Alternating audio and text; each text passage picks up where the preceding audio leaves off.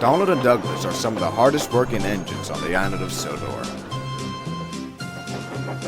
They handle goods and passengers with ease, and are happy to help on both the main line and branch lines. The drivers refer to them as engines of all trades.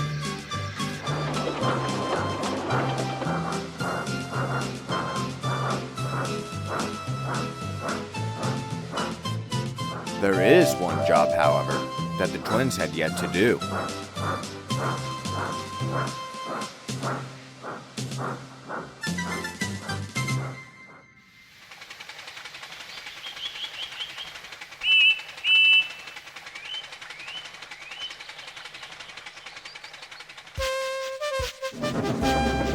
Gordon is most proud of the Express.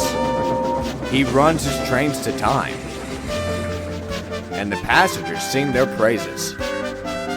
Even so, he sometimes needed a rest, and the Fat Controller decided it was time for him to have another. It didn't take long for Henry and James to begin boasting.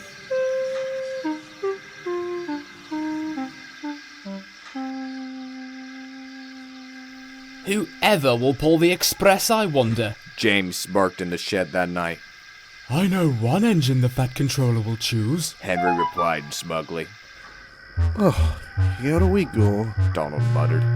No sleep for us tonight, Chuckled Douglas. Pah, Snorted Henry. you're just jealous. You two are only goods engines. We are mixed traffic. Same as you if you're cold. Donald replied. Some of us are better suited for important trains than others. James sneered. That's why you two take trucks. We only take trucks 'cause of the fuss you lot make about them. Laughed Douglas. We treat the Express like any other train. A job to be done and done well. Very well said, Douglas, yawned Gordon. Now can we please quiet down and get some sleep? Yawned Gordon. Henry and James huffed, but said no more.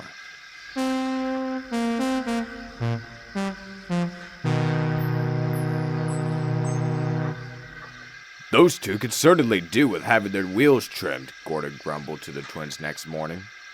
Their boasting is maddening at times. Hey, Chuckled Douglas. but there's no thing to do for it.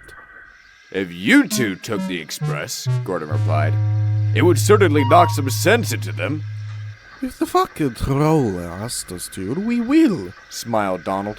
For now, we got trucks to sort. The twins gave cheerful whistles and puffed off, leaving Gordon wondering how to give them their chance. Fortunately, he wouldn't have to do a thing.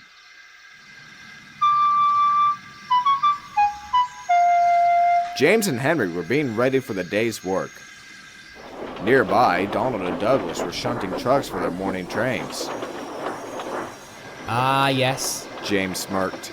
You won't see express engines shunting dirty trucks. Indeed. Laughed Henry. It wouldn't do for us to look shabby for the passengers. Perhaps if Henry hadn't been so busy boasting, he would have noticed the points by the water tower weren't set properly. By the time he noticed, it was too late. Oh! His wheels left the rails, and his tender toppled over.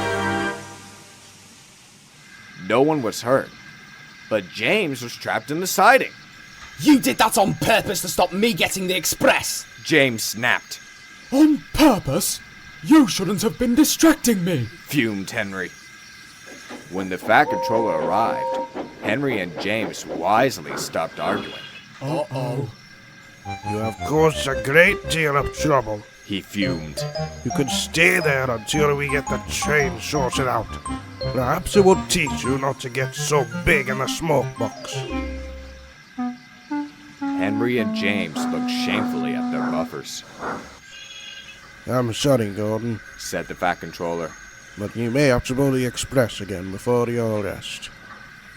If I may, sir, smiled Gordon. Why not let Donald and Douglas take the express? I'm sure Edward Duck and I can handle the other work. The Fat Controller pondered. Well, you two, He said, turning to the twins. what do you say? We'd be honored, sir. The twins beamed. And so it was arranged. The twins were gentle with the coaches, gave the passengers a smooth ride,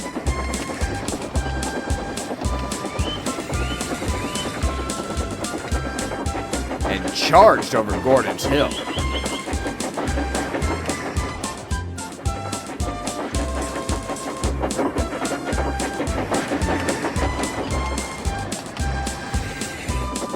They had no trouble keeping the time. In fact, they were often early.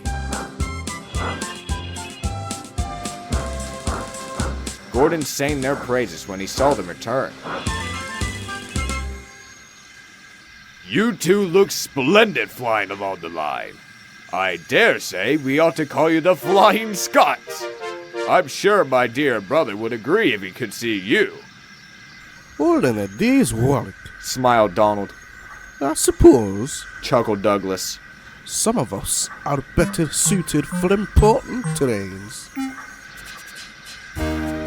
James and Henry, who were both on goods work, said nothing at all.